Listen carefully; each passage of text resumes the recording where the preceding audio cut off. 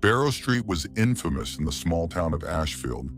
At the very end of the road stood an abandoned Victorian mansion, its weathered exterior cloaked in creeping ivy and its windows perpetually dark.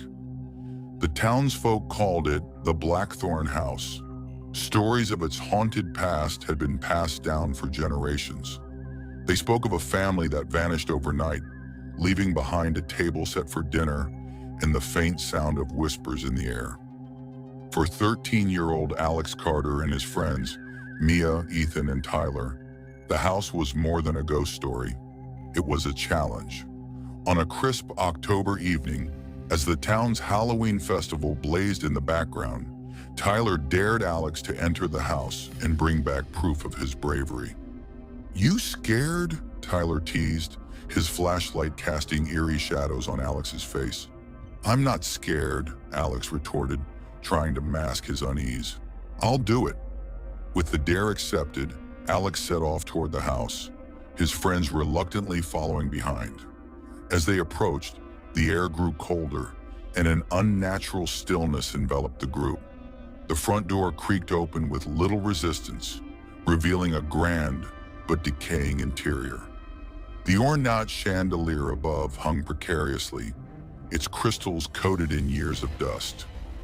Wallpaper peeled from the walls like decaying flesh, and the faint smell of mildew mixed with something metallic lingered in the air. "Let's make this quick," Mia whispered, clutching her camera. "I don't like this." Ethan the skeptic scoffed. "It's just an old house. No ghosts here." As the group ventured deeper, Alex noticed the house seemed larger inside than it had appeared from the outside. The hallway stretched endlessly, and every creak of the floorboards echoed like a scream. They reached the dining room, where a long wooden table sat, covered in a tattered lace cloth. Oddly, a single silver candelabrum stood in the center, its candles freshly melted.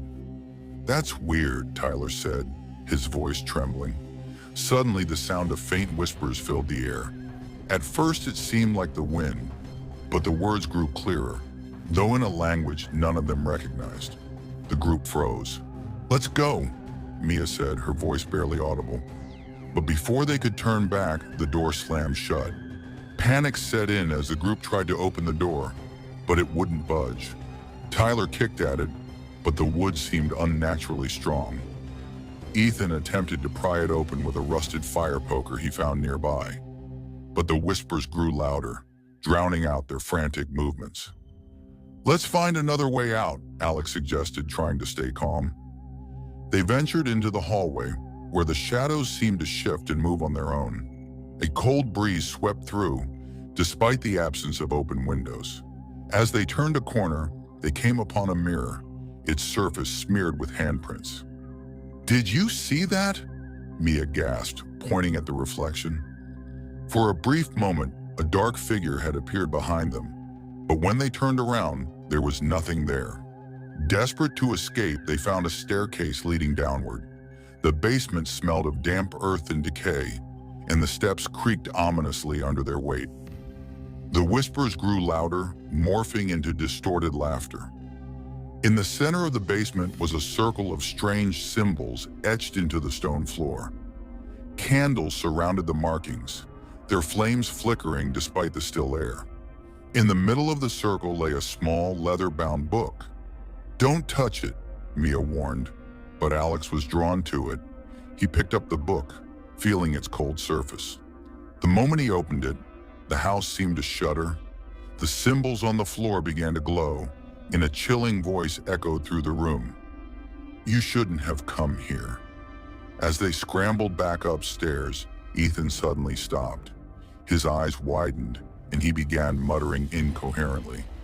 "They're here, watching." "Ethan!"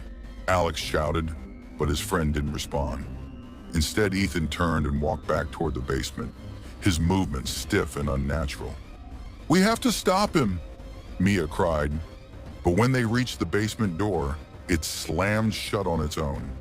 From the other side came the sound of a low growl, followed by Ethan's blood-curdling scream. The group was now down to 3, and the realization hit them like a weight. The house wasn't going to let them leave.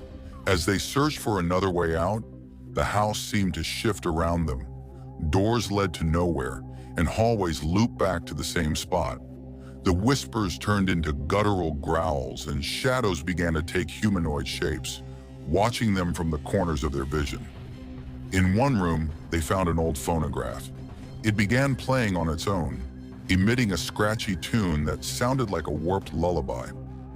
Over the music, a voice whispered, "One by one, you'll stay." Tyler snapped.